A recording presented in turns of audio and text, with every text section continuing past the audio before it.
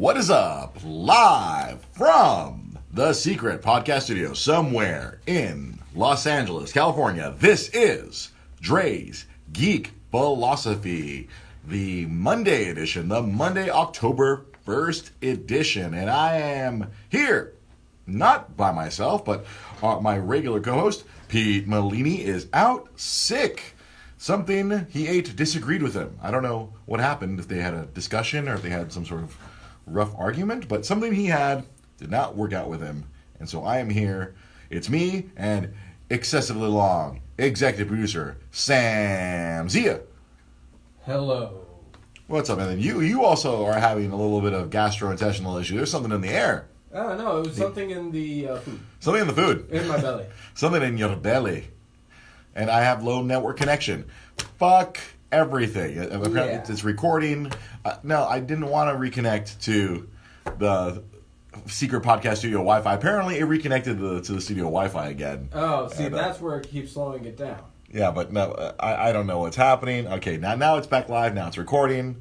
Now this is we're gonna have probably the most problematic episode of the podcast in a long time. I think this is going to be the episode entitled "Fuck It All." All right, let me see if going to just my cell phone internet, and now I've forced it back to my cell phone internet. All right, we're having all kinds of technical issues today. We're not on Twitch right now because I couldn't make my dual phone setup work because fuck everything. Oh man, so it's been a fun one. You know what actually was fun, Sam Zia? What's fun? Myself, my lovely lady Rosa Limon, and her godson Edward, we went to New Japan Pro Wrestling yesterday. They were back in Southern California. They came back 6 months later because they were here in March. They were up in San Francisco in July, and then they came on back. And at that July show, they announced that they were coming back to Long Beach. They were at the Long Beach Pyramid one more time, and that is why I have extra bass and timbre in my voice today. Because you lost a little bit of it. Yeah, I was yelling. I yelled a lot yesterday. I was screaming my head off. I was letting the wrestlers know what I thought, because that Long Beach Pyramid is a great venue to watch professional wrestling. Not sports entertainment, my friend. Professional wrestling. And I was being very unprofessional. I believe there was one wrestler, a Hangman Page. He's the second most famous dick wrestler. Obviously, the most famous dick wrestler is Joey Ryan. But you don't mean like guys who are actually a dick, but you mean people who use their penis. I'm sorry, famous penis wrestler. And I'm not like their penises don't wrestle each other. That's no. There is no sword fighting per se, at least not yet. No, but the second most famous penis wrestler, Adam Hangman Page, or as he's more affectionately known as the Hungman. I yelled at the top of my lungs, "Hit him with your dick, Page!" And because I have a big pair of lungs, yeah, it echoed through the Long Beach Pyramid. People around me were like, "What the fuck?" I'm like, "Yeah, that's gonna happen all show." I was expressing my opinion many times throughout the show, and actually, it was a really great show. Was your opinion felt? My opinion was felt. Oh yeah, there's one wrestler. He's Switchblade Jay White, and I cannot take credit. Another fan at the last show we went to in March, they called him the knife pervert because he loves knives. Like, imagine, I'm sure you remember the third Austin Powers movie, Goldmember. Yeah. Remember how Goldmember? I tried to forget it. Okay, but the Goldmember loved gold. You know, he loved gold. No, this guy, just imagine, instead of a creepy old man with freaking his skin coming off, it's a young New Zealander who kind of looks like Kylo Ren, but he loves knives. Does he cut his own skin off? No, not yet. I'm sure after he has a grand fall, he will be slicing off his skin and screaming about it in a very emo-like fashion. Or cutting off his hair. No, his entrance video is him cutting a bunch of books and cutting a bunch of strings that are like strewn about a room, like he was a conspiracy theorist, kind of like Charlie Day and Always Sunny in Philadelphia. Okay. Yeah, so so someone else at the last show that we would do called him Knife Pervert. So naturally, I wanted to keep that tradition going, and at the top of my lungs, I'm like, "Fuck you, knife pervert!" Wow. Which is really great, because I did not necessarily start, but at the end of the match that he had, the entire crowd, all 4,000 strong, we were all yelling, "Fuck you, Jay White! Fuck you, Jay White!" And then Rosa's godson, he was like, wow, you guys really get into this, because her godson, a young 15-year-old man, young boy, I don't know he's in between, teenager. I don't know why I'm losing words. This is what happens when you start to get old. My brain no longer functions normally. He had never been to a professional wrestling show before, but his godmother, Rosa, convinced him. Hey, you might notice. And he seemed to have a good time. He was like, he was popping, as they say, in the wrestling business, where he was emoting, and he was like, whoa, oh, wow, that was cool. Oh, wow. He was popping for the wrestlers, right? All the high spots, so to speak, in professional wrestling. That's when a big move, like a moonsault or some sort of big maneuver, like a pedigree or a people's elbow, or to use WWE parlance, so to speak. Yeah. But yeah, he seemed to have a really good time afterwards, even though it was pretty uncomfortable because we had to sit there for about 4 hours. It was a 4-hour show. It sounds like that's usually how it goes with a lot of wrestling shows, about maybe 2, 3, 4 hour long shows. Yeah, because when we went to go watch Monday Night Raw with myself, yourself, Lamar Harris, and lovely little Lily Monster, we went to go watch some of her favorites. We got to see Sasha Banks and Bayley. We got to see a lot of stuff. Actually. We got to see a lot of stuff. We got to see Lonzo Ball's dad decide to go ape on and we saw one of the kids drop the N-bomb. Yeah, LaMelo Ball dropped his balls and said the N-word live on WWE television, which effectively helped everyone else out, because that meant that they couldn't come back on later. They were supposed to come back later for more stuff. Oh, why? But good old Vince McMahon's like, you can't say that word here. Yeah. I can say that word back in the Attitude Era, but you can't say that word. We're a PG company. No, there was Booker T can call it out. Yeah, Booker T can yell it out in the middle of Spring Stampede 1997. But he also can whip out his dick in the middle of a supermarket. Oh my God. Well, one of the Facebook groups I follow was posting up some of their favorite Stone Cold performances. Oh my God. And they were like, oh yeah, I remember the supermarket. And I took everything. I had to stop myself from going, yeah, when he knocked out Booker T's dick and rechristened him. But we saw Booker's D. Why did you tell them? It's something that needs to be known. I don't know. I didn't want to be the penis guy. That's Joey Ryan's gimmick. That's gimmick infringement, my friend. True, but at the same time, you don't infringe on someone else's gimmick. It shouldn't be as well known, because then it won't be on YouTube anymore. I mean, but do you know where it is? It's on WWE Network. Yeah, it's absolutely on WWE. It totally is. It was a September episode of SmackDown. I tracked it down so I could show Rosa, because Rosa didn't, because after we discussed it on the podcast, she was like, "There's no way there's a penis." Yep. Booker D. Yeah, he may be the 5-time world champion, but he's got more than 5. If you know what if you smell what the Dre is cooking. What is happening in that football game? But yeah, this New Japan, awesome show. I was slightly disappointed that it did not sell out like it did at previous times. I feel like it may have been a combination. They didn't announce any of the matches until literally last weekend. Really? Was it something that was just thrown together at the last minute? No, I mean they announced it in July. They announced it a few months ago. It was just I don't know. It's just kind of the way New Japan does things. They kind of they say they're going to have an event, and then they don't announce the matches until we get to the week of the show. Kind of not to spoil what's going to happen, because obviously the matches were affected by the previous events of the previous week. Yeah. So they have a very unique presentation as opposed to WWE, which does their heavy promotion, months in advance. But it was a great show. I want to say it was probably of the 3 shows that I watched. Last year they were in Long Beach at the convention center, and then at the Pyramid. No, last year was the convention center. Earlier this year was the first Pyramid show, and then now it's we've had 2. There's been 3 shows in America this year. 2 down here in the Pyramid, 1 up at the Cow Palace.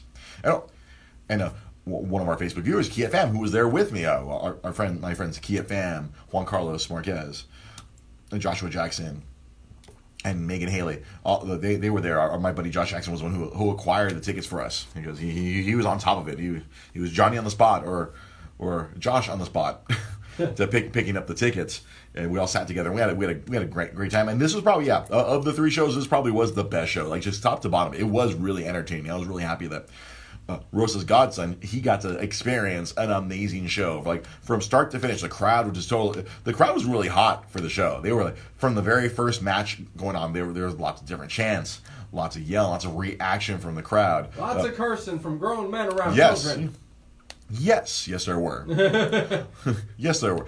And you know, something that gives me a lot of hope that I've mentioned before several times, the mix of the crowd for this show is like 50-50 male-female. Nice. And back in the days, you'd probably be more like 70-30, 80-20, but the mix of the crowd was 50-50 down the middle. Nice.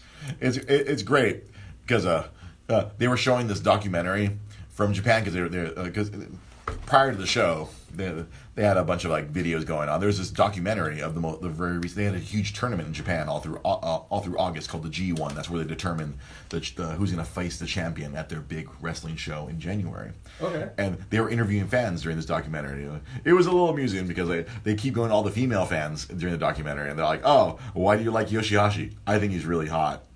Why do you like Okada? Oh, he's very attractive. I tell all my friends at school that they should follow Okada because he's handsome." And I was like, that's how they get the ladies. The ladies watch New Japan Pro Wrestling in Japan because the men are attractive. I'm sure it helps. Even my lady Rosa, she the one of the big guys, Hiroshi Tanahashi. He has lovely Heather Locklear hair. He has the most beautiful hair. He has a lion's mane of hair. It is rather lovely. Wow.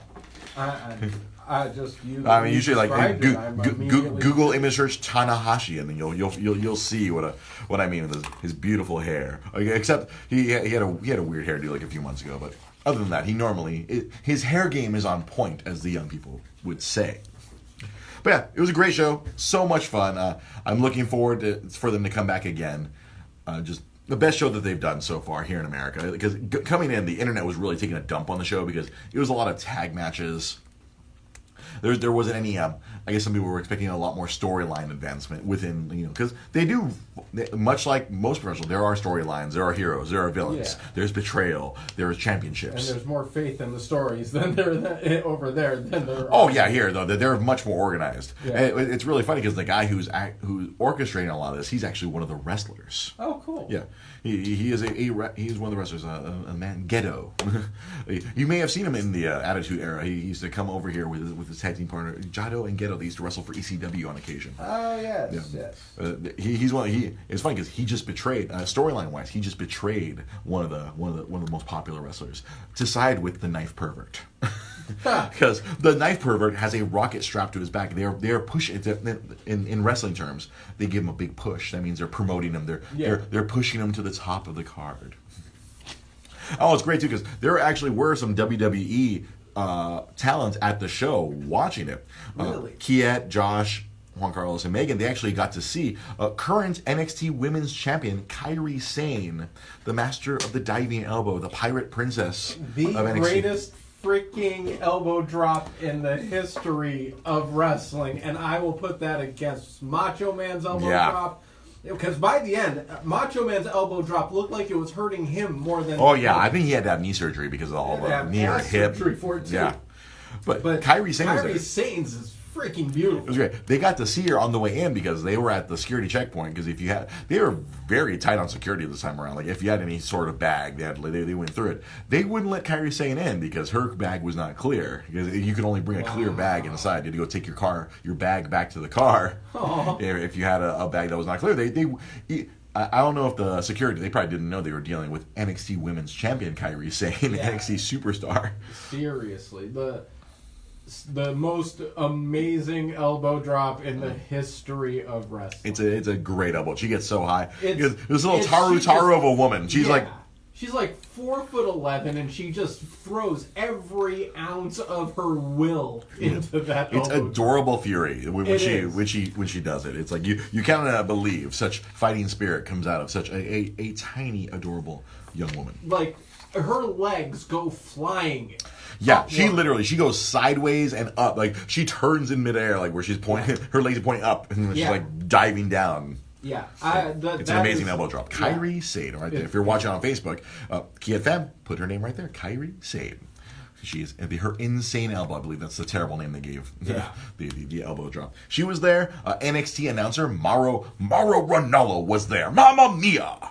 And what's really cool, what he did, well, they had to usher Kairi Sane away during the the intermission because everyone all of a sudden realized, holy shit, there's an NXT superstar here. They bum rushed her and they security escorted her to the locker room. Yeah. But NXT announcer Mauro Ranallo was there. He actually used to call New Japan for the American show here that's on Access TV, and he actually was really cool. He stayed in his seat, and people actually formed a line, and he greeted and took selfies with everyone who was down there in the lower bowl area. It was really cool. That's pretty cool. I like it when people that are famous within that niche appreciate the fans and aren't big timing. Yeah, they're not big timing. It was really cool of him. Obviously, for Kyrie, she had to get out of there because she was being swarmed. It was like everyone was like, ah, losing her goddamn mind. A broadcast announcer, like people recognize, oh, cool, and so they were a lot more organized for that. And I think the term is game recognized game. Game recognized game. They were a little bit more respectful of Mr. Mauro Ranallo. He's a very nerdy. I don't know if you've caught any of the NXT on the WWE Network, but he's a very nerdy announcer. He loves working in pop culture references throughout all of his calls. He's actually very amusing. He's one of my favorite play-by-play commentators out there in professional wrestling. But great show, awesome time had by all. I think we may have created another wrestling fan in Rosa's godson. Yeah. I told him, get on YouTube. Now YouTube is now your friend. Go look up all the fun stuff, all the independent stuff. Don't worry about WWE. Look up all this cool independent stuff like Ring of Honor and New Japan Pro Wrestling and Pro Wrestling Guerrilla. Something else last week. I actually came prepared today. I had several things I had written down for format. And one of the things that I noticed last week, because my favorite thing to do is to go look at my Facebook memories. Because I feel like that is kind of replaced. That's kind of a hard drive for me, at least for the last 10 years or so.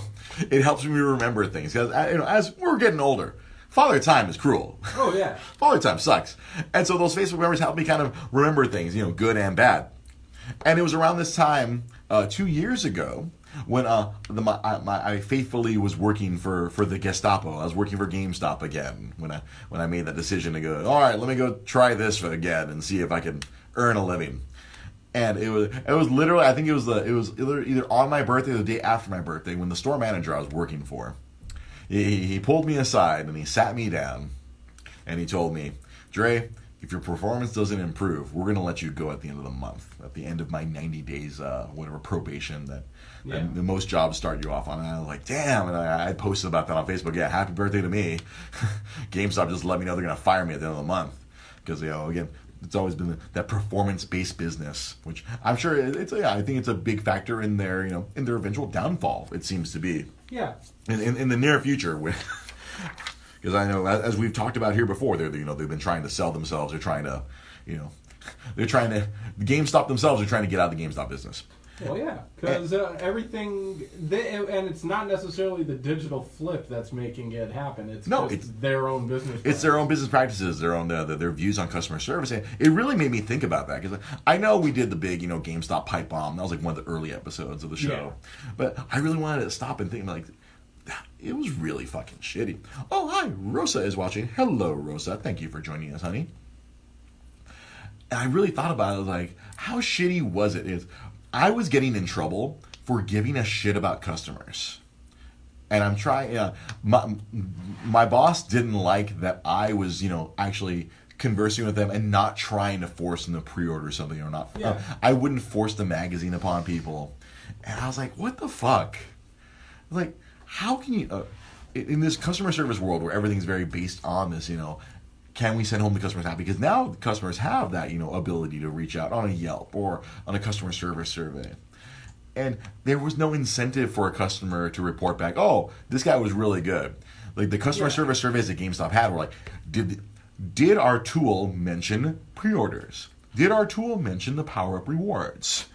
Did our tool mention warranties? Did our tool mention pre-ordered or pre-owned games? There's no mention of like, hey, how was your service? Yeah. Did our employee do a good job? There's none of that.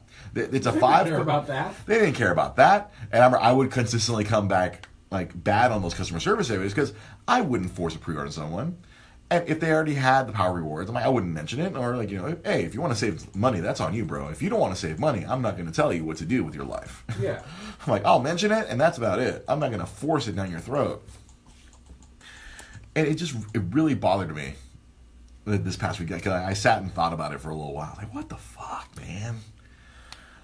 My boss told me, oh, I think your shtick isn't going to work here in Linwood, because that's where I was for that. I'm like, are you trying to tell me I'm too white, bro? That's funny, right? Yeah, it's like your shtick. I think you do really well in Orange County. I'm like, so in a very roundabout way, are you trying to tell me that I'm too white to work in Linwood? Do I have to work the word in Holmes into every? What's up, Holmes? Like, or depending on the context, you really want to check out this Mega Man game, Holmes? Holmes, or because right there in Linwood, I was right in the border between like a very African American area, a very Hispanic area. So would I have to start putting different inflections, like "What's up, dog? Yeah. What's up, dog? What's up, homie?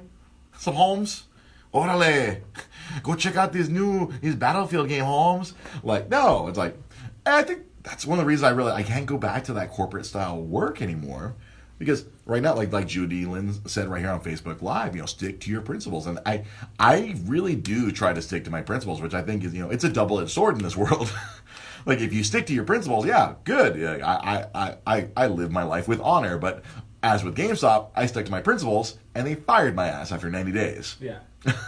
Because I wouldn't do I was trying to do right by the customers, but, I wasn't doing right by GameStop. Yeah, yeah. And that, at the end of the day, there's certain times where your principles are the right, it's best to stick by your guns and not let yourself get bought, consumed by that corporate entity and that energy that you get from them. And then there are times where you realize, man, my guns suck and I really need to fucking try something new. I need to try something new. I need to, it's like, all right, I need to find a difference. These guns I've stuck to have kind of got me here.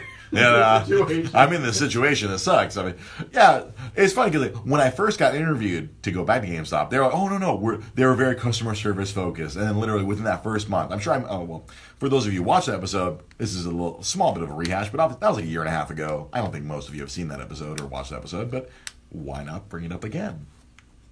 Where they were very focused on customer service, but I guess a couple of years of their profits, the profit percentages were down. So all of a sudden, oh no, we got to go back to the old days. The reason why Dre quit GameStop back in 2005. This you must get the numbers, the circle of life. Why? Seriously, what convinced that company that that's the way to go? I understand in the short term it makes them a little bit of money, an uptick in their sales, but at the end of the day there's going to be such a backlash because all the consumers are going to start seeing through this bullshit. Yeah, I think inherently one of the biggest problems is that it's a publicly held company. Like whenever a company goes public, I think that's one of the big problems with a lot of these corporations when they become publicly held, when they sell shares, where there are shareholders, there's this constant need to appease the shareholders. There's this impossible task of, we have to make profits every quarter. If we become stagnant or if we stay the same, then all of a sudden that's seen as like, we're failing, everything's going wrong. I'm sure they're going to love their third quarter and their fourth quarter sales because of all the games that are coming out right now. And literally tonight is when the floodgates open on games. But you know what? I saw, it's funny because on LinkedIn I still follow GameStop news. I haven't unfollowed it, but I know they released their quarterly profits. They are down. They're up on hardware, but they don't make profit on hardware. Yeah, they're down on software. They're down on pre-orders. They're down on pre-owned. All this stuff. They're down and we're having a rally. So their stock price is going down a little bit because we're not profiting and people are selling off their shares. I think inherently sometimes that's the problem with a lot of these businesses. Where I think if they were still a privately held company and they were not held responsible by the shareholders, I think it would be a very different business. It would be, but it'd probably end up getting bought out by a bigger company. By a bigger company, yeah. And that, and we saw that happen with how many different game shops and not just the mom and pop stores, but the ones that actually, like Egghead Software. They became New Egg. Yep. they a lot of the places that we remember got bought out by larger corporations that butchered them. Yeah, exactly. The places that took care of customers, that had deals, that places you go to, they get taken over by these giant corporations. And so what GameStop is basically saying is, fuck it, we will become the big corporation and try to consume ourselves. Yeah, and we're ourselves so thin that we collapse under our own weight. And that's basically what's happened over the last... Like Rome. Yeah, like Rome. Because I can tell you, the first time I worked at GameStop when I was a very young man, it was very different. Like, if you got 10 pre-orders in a week, you were hailed as a conquering hero. Yeah. Over the course of 7 days, if you convinced 10 people to pre-order a game, you were given a plaque. If you don't get 10 in a day now, then you're not good. Yeah.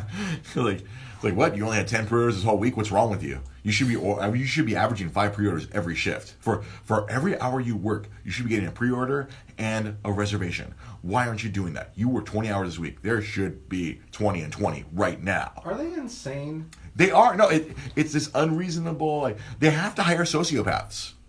Yeah. Yeah. They have to hire people, and I get the feeling that's what's like, just in general, what's becoming more accepted in the culture. Of corporate world. Yeah, not just corporate, just in general. In general. There's more and more people that are more accepting of just straight up antisocial behavior. Yeah. Like, and people basically saying, I have zero caring for you and protecting you as a person who has money and may have a limited amount of it and should spend it accordingly on the right thing. Exactly. And instead, it's basically like vultures. Mm-hmm. Yeah, these people who would not have had retail jobs or any type of these jobs in the past, or now, like, they're encouraged to be kind of soulless. I was telling Rosa about the lady who made me quit Disney. That lady was a sociopath. That lady she was very single-minded. She's still there. She continually moves up because that's what succeeds in this world now. Yeah. Like, are you single-minded? Do you not care about people's well-being? Guess what? We have a place for you. Oh, you're very profitable. Yeah. You're only focused on one thing, the bottom line and moving up in this world. That's what we want out of you. And unfortunately, yeah, it's like old people like me who have a very old school mentality of, hey, we should take care of the people around us. I'm seen as a bleeding heart, you know? Yeah. I like to take care of people. When I was selling stuff, like when a family would come in to buy a system, I would make sure they only got what they needed. Where like someone else would see that, like, oh, we should be taking them for all that they got. And I'm like, what the fuck?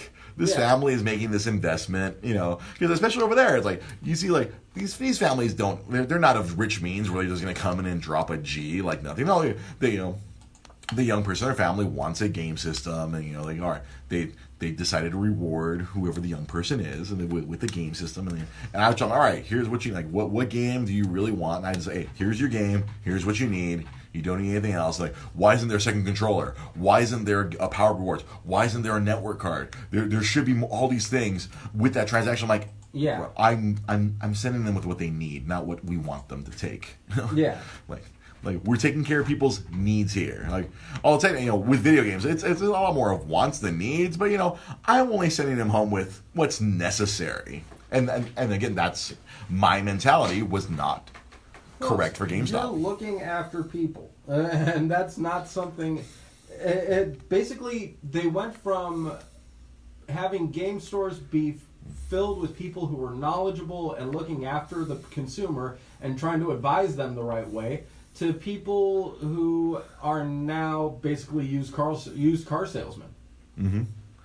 Yeah, exactly. Where like I was trying to create someone who could come back and like my big thing was I wanted them to be able to trust my decisions. Like that they knew that if they talked to me, I was not trying to rip them off, and that way you're not taking advantage of them. You're creating a customer, and that person someone who wants to come back. Who wants to come back? And I think, call me crazy. You're crazy. I am crazy. I think that's much better in the long term. I'd agree. I felt like that when I was working when I was a store manager back in 2003, 2005. People would come back specifically because I was fair. I would bend the policies when necessary to help someone out. I would steer them in the correct direction. I would make sure that people go out, leave with what they wanted, not with what I think they had to have. With the exception, as Jai Potter who's watching, or as in our exceptions of us, we wouldn't let them leave with a bad game. Sorry, you cannot buy Devil May Cry 2. Yeah. See, here's the thing. I agree with you. There's a problem with that, though. I'm crazy too. I know you're crazy as well. You agree with me because you're also crazy. Yeah. And unfortunately, there's not enough, that type of crazy. We get the other type of crazy. Like, Jai Polidor right here on Facebook Live says, if you had a choice between doing the right thing and having enough money to get a solid gold cougar, who would you choose? Both the feline and a 40-year-old hot chick. Most people would choose the cougar. And I think that's where, as a society, we are. Most people are willing to, quote unquote, sell their soul for the short term and not think about the long term. I don't know if that's just a generational thing or just greed is good. Everyone took that movie Wall Street, Gordon Gekko. They took him a little too seriously. Greed is good. They really took that shit too seriously, and I get the feeling a lot of people lost their humanity at some point, and it was all to sacrifice their soul for money. Yeah, and it's. There's a certain feeling of, how and I hate bringing it up because it's a terrible comparison, but it's actually appropriate when you think about it. And terrible and appropriate. That's what this world's about. It's all the people who ended up like the Nazis in Germany who were like, I was just following orders. I didn't want to get thrown onto a train and I didn't want to die, so I wanted to send these other people off to die. I just was following orders, so you can't blame me. Oh, we can blame you. Man, you're right. That's a terrible but appropriate. Yeah, it's terrible. It's drastic, but it's a very appropriate. It's timely. It's unfortunately very timely with what's going on. It's people choose themselves over other people, and I think that's why we are in the state that we are currently in. Yeah. Oh, that's no joke. Not trying to get political here, but it's more humanity. It's like, do we choose to continue our planet to thrive, or do we continue to stick knives into our planet with gas and all pollution and yada yada yada, so on and so forth? Oh, climate change doesn't exist. No, that's all horse shit. Not like your grandchildren or your great grandchildren are gonna have to live in some sort of radioactive things, or the Earth will just reject us at some point. Yeah, there's going to be what's going to happen, Samsia? Three things. These beings, these creatures, are going to emerge from the planet. We will call them weapons. They will destroy everything and restart the planet. That was the plot to Final Fantasy VII. My bad. I knew as soon as you said, I know what you're doing. You're doing a video game plot. My bad. It's okay, Sam. You're not wrong. The Earth will rebel against us at some point. It will send. There will be giant kaijus that will emerge from a portal and wipe out humanity. Yes. Because, to quote Agent Smith from The Matrix, humanity is a virus. It just consumes and consumes until everything is gone. I think that Agent Smith and Thanos need to have lunch. You know what? See, but Agent Smith would think Thanos is half-assed. I agree. And Thanos, only half? Why don't we just get rid of them all? All the resources will be ours. Everything will be ours, Mr. Thanos.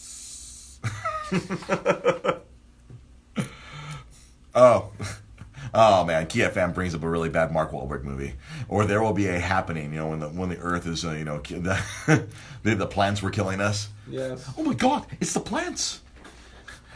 We have to leave Boston because the plants are killing us. Well, I'm a teacher. To quote another, actually much better Mark Wahlberg movie, Aim for the Bushes. Aim for the Bushes. You know what? That is probably one of the best Mark Wahlberg movies, right up there with Ted.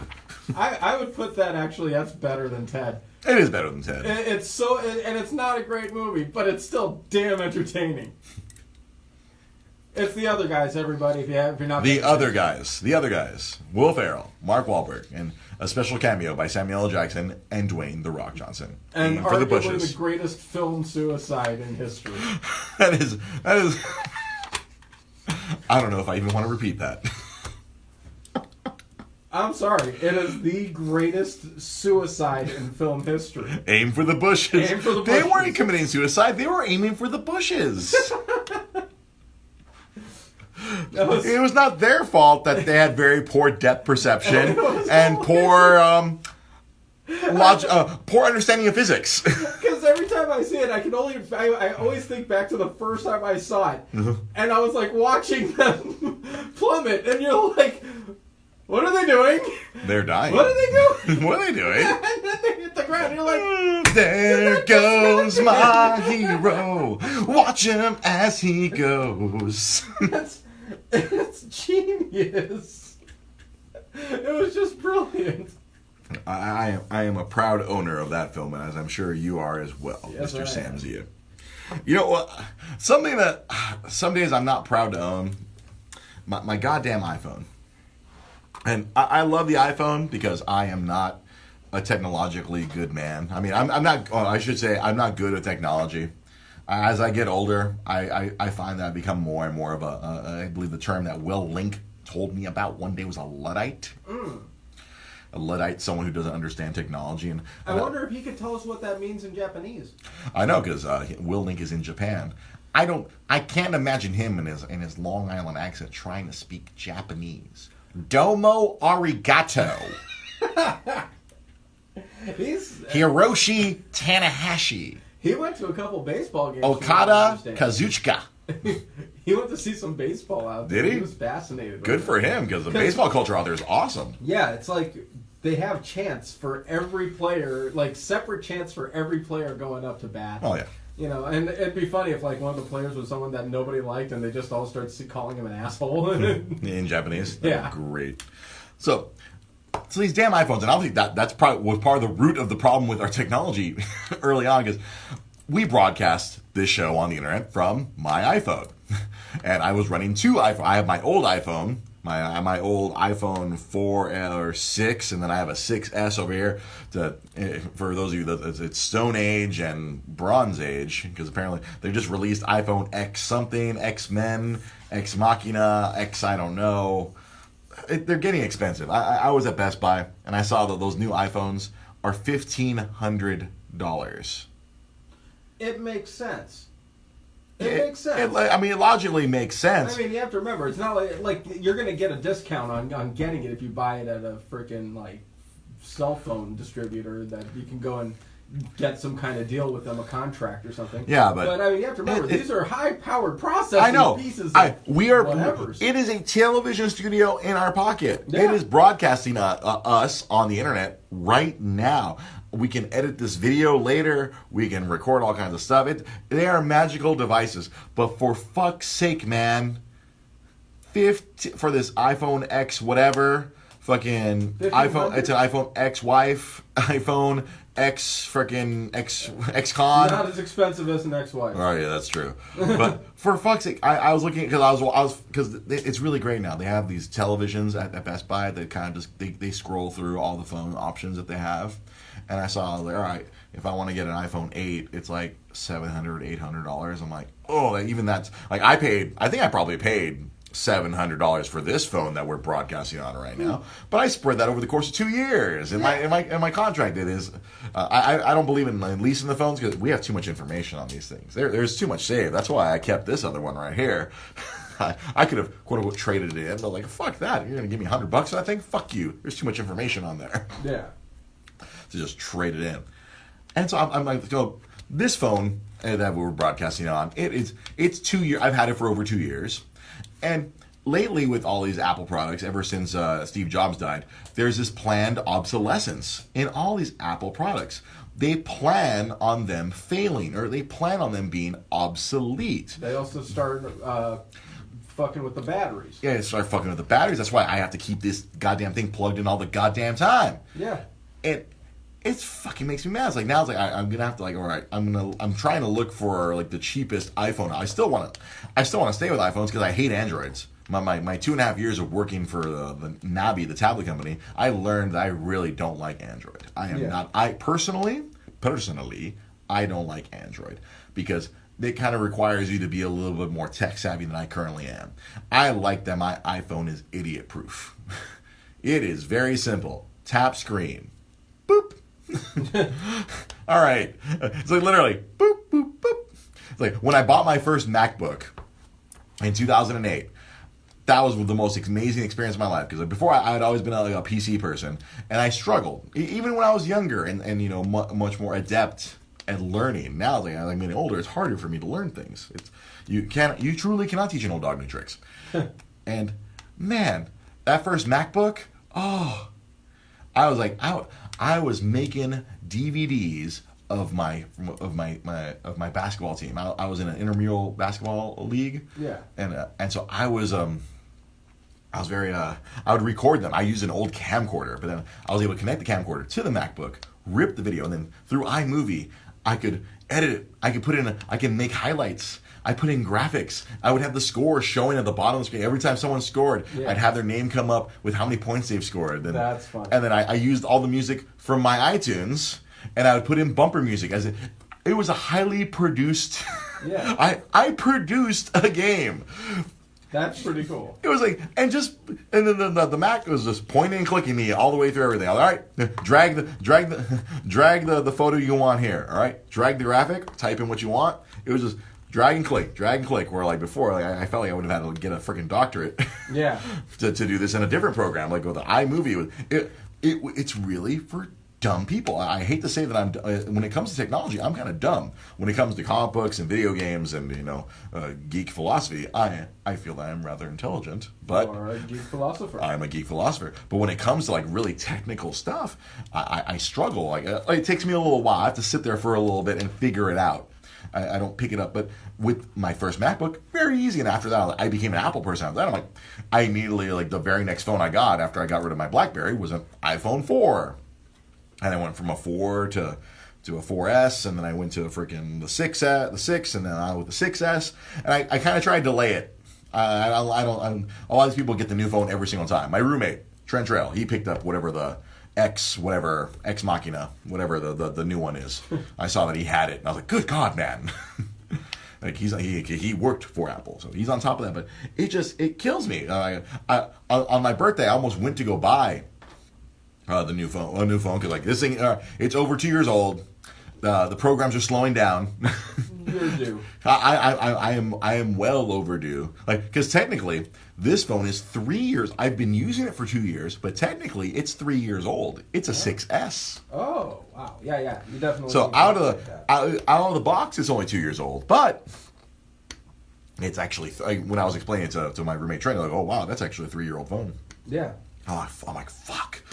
Like, I gotta find so like me, like, I'm gonna continue this. I'm gonna go find a 7 or an 8, whatever the cheapest option is, because I am not a man of means right now. I am a man of brokes. Yeah. And so I'm gonna go find me an 8 or an 8S or whatever phone is a year old. That's not the iPhone X, because I'm like, oh, that thing's $1,000. And it's a year old. Yeah. And I get the feeling that, considering what you have now, if you get the 8, it'll be a significant step up. So you're going to be like totally jazzed with it. You're not going to. I think I would. That's the thing. I would be very happy with it. It'd be a bigger screen. I remember when I made the jump from a 4S to like a 6. I was like, oh my God, my world has changed. This tiny screen was. Yeah. I remember when I jumped from my BlackBerry to that first iPhone. I'm like, this is amazing. I can use the whole screen. I used to very much. I have to have a physical keyboard because I have giant monkey thumbs. I have the hands of an ape. I have the arms of an orangutan. And so I have to have a physical keyboard. And then we got my first iPhone. I'm like, all right. And then this bigger one. I'm like, hey, it's bigger. I'm happy now. Everything's okay. I found a phone big enough for my monster hands. And it will be an upgrade, but it kills me, because I'm like, all right, I'm gonna buy this thing. I'm gonna lay down, $800, $1,000 over. I'm gonna either add it to my bill, or I might just stick it to my Best Buy credit card. Sorry, Best Buy credit card. 18 months of 0% financing. This episode of Dre's Geek Philosophy is brought to you by Best Buy. Spend your life away. And I'm like, and then in 2 years, I'm gonna have to go through the same song and dance again. You said 0% APR, huh? Yeah, 18 months. I might need to take advantage of that. I mean, that's my roommate Trent Trail. He got himself a nice big 4K TV, and I saw in the mail he got his first. I think he got himself a Best Buy credit card, because I think he's doing the 18 months 0 interest. Yeah. That's what's keeping that place afloat, unlike Circuit City. I think the Amazon showroom, which is Best Buy. Yeah, no kidding. I think that's what's keeping them afloat. Like my Nintendo Switch, that baby was 18 months zero financing because I had hit between the extra controller and all that other stuff. I got to the 18 months and. Considering the games that are coming out over the next couple of months, I might need to open up a Best Buy. Best Buy credit card. I'm sorry. I hate to promote debt, but hey, if you want to be a nerd, sometimes you got to put yourself deeper in debt. It's not promoting debt; it's promoting me playing Red Dead 2. I know. I've been trying to save. Oh, Trent Trail is watching, and yes, he is. I guess he must have heard his name in the cosmos and started watching our show. His ears were tingling. Trent Trail's ears were tingling. And yeah, you have to. I've been having to set aside. I've been setting aside money for Red Dead because, as far as I'm concerned, that's going to be one of the only game purchases I make. And then Key FM mentions the other game I might pick up, Smash Brothers Ultimate. Yes. Because the destruction of friendship game. Yes. Yeah, no kidding. If you want to end some friendships. That's a game I'm definitely looking forward to. I'm holding off until Thanksgiving, Black Friday, so that I can get like NBA 2K. Yeah. Because that'll come in at about $19, $20 or $30. Yeah, all the sports games that are coming out like August, September, October. They're all going to be bargain basement price, the Black Friday prices. Yeah, so I'm looking forward to Black Friday for a bunch of games, like Spider-Man, for example. I'll probably get on Black Friday. Yeah, I would have to assume that game would probably be very affordable on Black Friday. Yeah, I'm assuming $30 on that one as well. 30, 35? We'll see. Yeah. Well, actually, you know what they did.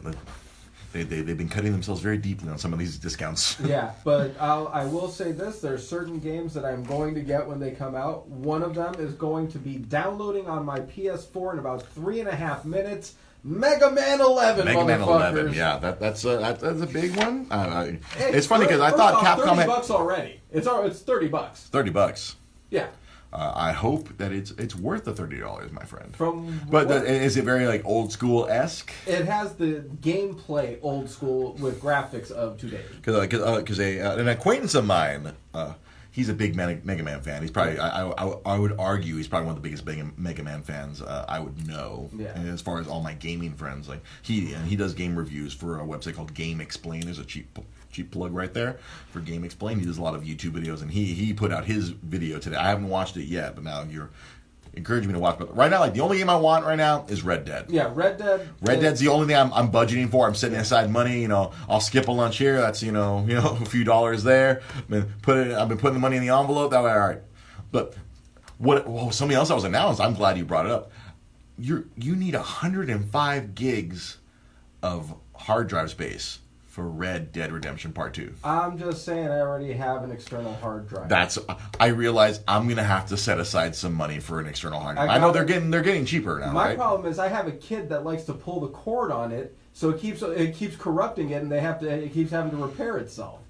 So that's where my problem is at this point. Yeah, I wouldn't have that problem. Fortunately, the PS4 saves to the cloud. Okay. So I can still have all of my save material on there. I just need to be careful that he doesn't pull the cable on it. No, because he's a little one year and 9 months. Dude, he's ready to roll right now, man. That kid is the only thing he isn't doing is completing sentences. He'll say whatever he needs to say in Spanish. I know, right? I was very fascinated that he's been learning more Spanish than English. Oh, dude, it was hilarious. Yeah, did I tell you what he said to Maria? And it was the most punk rock moment of his life. What did your young boy say? I was both very proud and terrified at the same time. Oh boy. He has this thing where he likes to climb up on parts around the house where he's not supposed to climb up. Of course, because he's a child. Yeah, that's what kids do. But he would climb up on stuff, and Maria grabbed him and pulled him down and said, "Escúchame," which, in Spanish is escúchame is listen to me. Yeah, listen to me. And he goes, "No quiero." Wow. No quiero is like, I don't want to. I was like... He is not even two. He hasn't even hit terrible twos, and he's already given the terrible two behavior. I was like, punk rock, baby. He is 3.5 months from terrible twos, and I'm terrified because he already doesn't listen to the damn thing we say. We say no, he does the exact opposite. We say look over here, he's running the other direction. So I'm that response both impresses me and terrifies me. I'm like proud of my boy. You're proud for standing up to his mother, but then just to standing up. Just to stand up, but then man, this little dude's gonna stand up to me at some point. But he ain't gonna listen to shit. Mm-hmm. Well, he is his father's son. That's kind of true. You are a rather. But I took calculated risks. I knew that, he hasn't learned that. Was around, and I would know when. He hasn't learned. He hasn't learned that yet, and that's why you will be the Jedi to his Padawan. You will show him when to be a nonconformist. Because I was just looking at him today, and I was like, man, that's my little Gohan right there. Mm-hmm. And I was like, oh shit, that makes me Goku. Oh shit. Oh shit. That's because obviously you my friend, you are a nonconformist. You do not conform. So that means that like you or some combination of you and Lamar need to become like Piccolo. I'm more than happy to take on that role. Yeah. So whenever I need to, I am also bald. And come back, you guys can take care of the kid. And I'm also bald. I'll throw him on a mountain and make him go kill a dinosaur to feed himself. Dodge! Lesson number 1: dodge. Why didn't you dodge? I love the payoff in that what's it in Dragon Ball, the last few episodes of Dragon Ball when he starts dodging when he's like, go on, dodge! Oh, you must be so proud right now. Well, it could be dodging better. You could be dodging better. Yeah, I was listening to that one earlier today while I was driving, and it's still hilarious. You know I just because we're talking about your young son. Yes. He is actually going to be forever linked to this podcast. This podcast is 1 week older than him. Yeah. Because I remember the first episode was the week before he was born. Yeah. And the second episode was the week he was born. Yeah. Like, oh, Sam's out today. Baby. Yeah, Sam's not here today. Baby. You can list them on the injury report. Sam's here. Parentheses. Baby. Yeah. Birth of son. Yeah. And it was an amazing birth. I'll see my. Oh yeah, that's right. Like we can track. Like your son and this podcast are almost the same age. Yeah, basically. And so the week after, the week before he turns 2 is when this show will turn 2. And frighteningly enough, he's actually more mature than us. Sad but true. Yeah. I hate to admit a thing, but I am not a man who comes on here and spits lies. I come on to this show and I spit the truth. No matter how embarrassing it is. No matter how negative it is for me. You know who else comes on this show and spits truth? No. There will be none of that. Nope. Dave Franco ain't nothing to fuck with. You can take. Now you see me. Why doesn't Dave Franco do his best John Cena impression and it just can't be seen? No. Dave Franco ain't nothing to fuck with. Oh, how I miss doing the show here at the Secret Podcast Studios with random appearances by Dave Franco's masturbating dick. The third most famous dick, apparently, on this show. Behind Joey Ryan, Hangman Adam Page, and now, Dave Franco. Dave Franco's number 1 on this show. Fuck that. Joey Ryan will always be the number 1 penis. He came out at an independent show with a bunch of inflatable penises that carried out the corpse of Hangman Page. I will show you that after the show. We will pull up the YouTube clip of Joey Ryan revealing that no, he was not dead. And he came out with a cadre of men in inflatable penis costumes. And after he dick flipped Adam Page, who did not believe that the man he thought he killed in Japan was indeed alive, but surrounded by men in inflatable dick costumes, he flipped them with his dick. He threw him out of the ring, and then he was carried away by 8 men in giant inflatable penis costumes. My lady Rosa saw photos of this and messaged me. She's like, "What is this?" I'm like, "I will have to explain." Hurry and end the show so we can watch this. I showed my lady Rosa this, and she laughed. Because Joey Ryan is one of her favorite wrestlers. Of course. Joey Ryan is almost every woman's favorite wrestler. Yeah. Because he has a big... I saw a video... There was a video today where he broke a woman's arm. A woman came up from behind and tried to give him the low blow, the old Ric Flair low blow. Yeah. And then... and she's like, and then you see her arm is bent the other way. So, I don't want to dispel the myth here, but yeah, obviously she was double jointed. Yeah. So she made it look like her arm was broken. That's when she's double jointed. She's like, oh, and she's like showing the ref because she came from behind to get Joey Ryan in the dick. Boom! And then she came away like her double jointed arm going the other direction. She's like showing the ref, and Joey's like, what? Strongest penis in professional wrestling. It's not gay. It's pro wrestling. That's a quote from Tommy Dreamer. You see anything weird in wrestling? Man flipping another man with his dick? That's not gay. That's pro wrestling. That's sports entertainment. Professional wrestling. You know who's not professional? Me. And me. We're both not professional. And you can follow our unprofessional tweets at SamZ570. You can follow me at DreGP Podcast. If you want to see some of my unprofessional art, you want to read Dragon Ball Super Abridged, my webcomic that I draw every weekend. It's supposed to be every Saturday, but I've been very lagging, so it's been every weekend. I posted it on Sunday. I did finish it like at 1 in the morning on Saturday, but I was like, I'm not posting this at 1 in the morning. No one will ever see it. So you can follow that at SoCalClone. I haven't created an Instagram account for the show. I've just been using my personal account. I mean, You can watch this on Twitch when Twitch is working at DreGP Podcast or twitch.tv/DreGP Podcast. If you're listening to this audio version, which people randomly do, remember I showed you the stats on no one been listening? Apparently last week, 100 people listened. Yay! So we never know. It's just random. There's some dude in Hacienda Heights who's listening to the show. Whoever dude or dudette in Hacienda Heights, thank you for listening. You can listen to us on SoundCloud. You can also listen to us on iTunes or Stitcher. And something I realize I never say, listen to us on iTunes. Write a review. Let us know what you think. Share it on your page. Share it on your page. Do some sharing. Do it on your forehead. I don't know if we haven't reached tattoo status yet. I'm not like Jim Rome, where fans tattoo his face onto their ankle or their arm. Jungle ink, as you would call it. We're working on it. We're getting there. We're gonna keep showing up here every week, no matter how many people watch. I think like last week's episode, like hardly anyone watched last week's episode. But you know what? We're gonna still keep coming back because you never know. Because some weeks we could have 1,400 views, some weeks we'll have 100 views, but we're still gonna keep coming back because I'm a stubborn bastard. I'm just picturing some woman getting a tattoo of your face in their pubic region, and your beard is the bush. Good God. That'd be the greatest. Good night, everybody. Good night, everyone. I can't stop that. Just imagine this, and then the pubic area. Yeah, there you go. Just imagine that.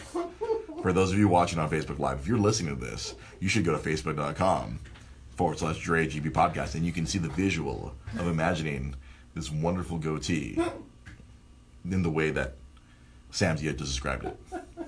I mean, I've had my goatee being called prison pussy before, but good God, my friend. Well, no, I'm not going to end the show there. You're welcome. Because you know what? A segment that I've been lax to do. Actually, I didn't do it last week because I didn't want to talk about what I learned last week. I'm going to talk about what I learned this week. Briefly, what Dre learned this week. Yeah, sweet. I learned that reading a comic digitally on a smartphone is weird. Because I found out that through Amazon Prime, they let you read a bunch of books for free.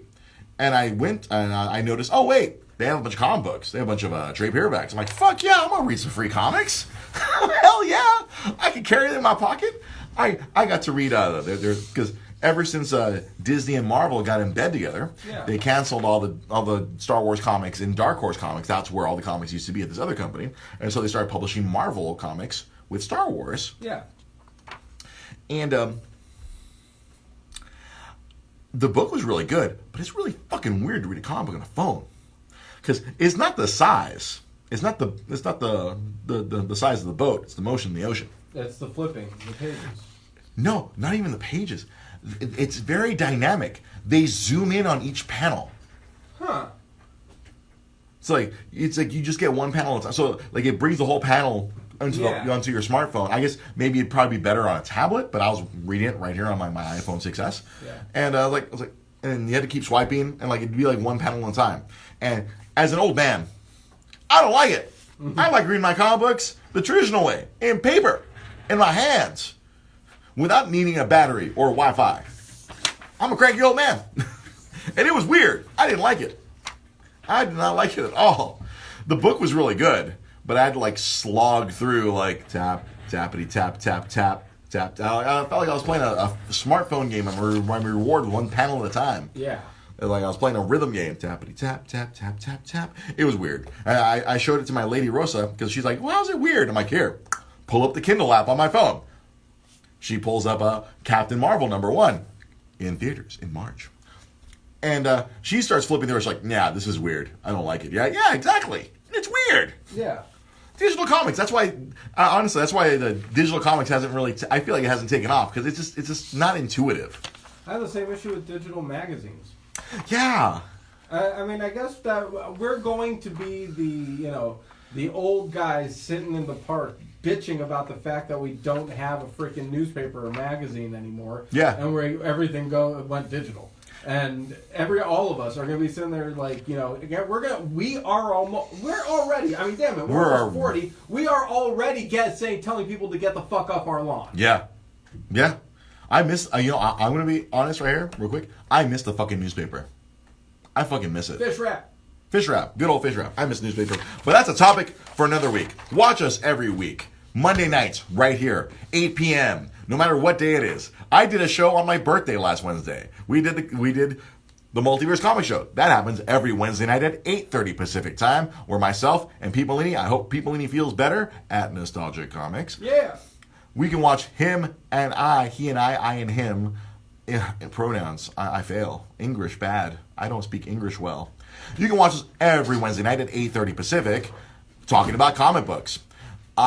I pledged this week to do some streaming. I have not done it in the last 3 weeks because I have been lazy. My other job where I'm a rep at 5 in the morning and 7 in the morning respectively has been kicking my ass. So instead of streaming, I've been sleeping. So I'm going to try to stream either Spider-Man or stream some Super Nintendo games, or I can stream some NES games for my Switch because they have all those old NES games on the Switch right now. So I'm going to stream something. I'm going to definitely go stream some pee out of my dick at some point. But there will be some streaming. It looks like I'm just like this weird monster that just crept up out of the side of your neck. It really does. If you're watching this on Facebook Live, it looks really weird right now. Have yourselves a good night. We'll see you guys next time. Bye. Bye.